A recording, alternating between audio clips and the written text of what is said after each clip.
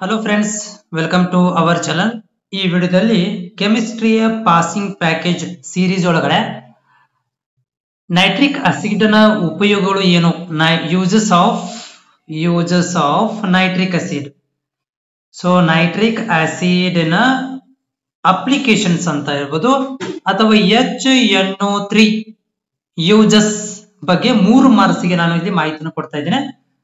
ಈಗಾಗಲೇ ನಾವು ವಿಡಿಯೋಗಳನ್ನ ಅಪ್ಡೇಟ್ ಕೂಡ ಮಾಡ್ತಾ ಇದ್ದೀನಿ. ಹೋಗಿ ನೀವು ಪಾಸಿಂಗ್ ಪ್ಯಾಕೇಜ್ ಆನ್ಯುವಲ್ ಎಕ್ಸಾಮ್ಗೆ 3 ಮಾರ್ಕ್ಸ್ ಗಳನ್ನ ಡಿಸ್ಕಷನ್ ಮಾಡ್ತಾ ಇದ್ದೀನಿ ಅಷ್ಟೇ. ಇಲ್ಲಿ ನೋಡ್ರಿ, ನೈಟ್ರಿಕ್ ಆಸಿಡ್ ನ ಎಲ್ಲೆಲ್ಲಿ ಯೂಸ್ ಮಾಡ್ಕೊಂತೀವಿ. ಒಂದೇದು, nitric acid is used as a laboratory reagent ಆಗಿ ಯೂಸ್ ಮಾಡ್ಕೊಂತೀವಿ. ಎರಡನೇದು, it is used in the manufacture of dyes and paints. Dyes ಅಂತಂದ್ರೆ ಬಣ್ಣ ತಯಾರಿಕೆ, ಡೈಸ್ ಅಂದ್ರೆ ಇದು ಕಲರ್ ಇರ್ತದೆ ನೋಡ್ರಿ, ಕಲರ್ ಪೌಡರ್, ಓಕೆ, ಗುಲ್ಲೆಲ್ ಅಂತ ಕರಿತೀವಲ್ಲ ಅದು, ಮತ್ತೆ ಪೇಂಟ್ ಗಳನ್ನ ತಯಾರಿ ಮಾಡ್ಲಿಕ್ಕೆ, ಬಣ್ಣ ಮತ್ತು ಪೇಂಟ್ ತಯಾರು ಮಾಡ್ಲಿಕ್ಕೆ ಇದನ್ನ ಯೂಸ್ ಮಾಡ್ಕೊಂತೀವಿ. ಮೂರನೇ point, it is used in the manufacture of explosives.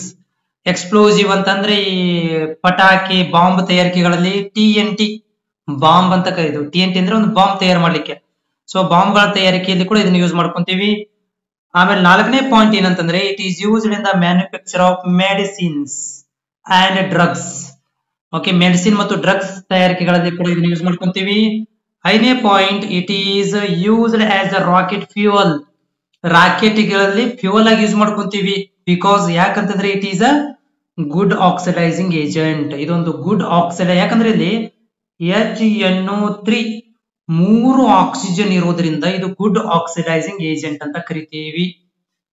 Okay, ಆಮೇಲೆ next point, so it is used in the petroleum refining. ಈ ಕ್ರೂಡ್ ಪೆಟ್ರೋಲಿಯಂ ಆಯಿಲ್ ಬಂದಿರುತ್ತಲ್ಲ ಅದನ್ನ ರಿಫೈನಿಂಗ್ ಮಾಡ್ಲಿಕ್ಕೆ ಕೂಡ ಇದನ್ನ ಯೂಸ್ ಮಾಡ್ಕೊಂತೀವಿ. Last point, it is used in electrochemistry. ಇಲೆಕ್ಟ್ರೋಕೆಮಿಸ್ಟ್ರಿಗಳಲ್ಲಿ electrochemistry ಅಂದ್ರೆ ಇಲೆಕ್ಟ್ರೋ ಕೋಟಿಂಗ್ ಅಂತ ನಾವು ಪ್ರೊಸೀಜರ್ ಗಳನ್ನ 10ನೇ ತರಗತಿಯಲ್ಲಿ ಓದಿದ್ವಿ.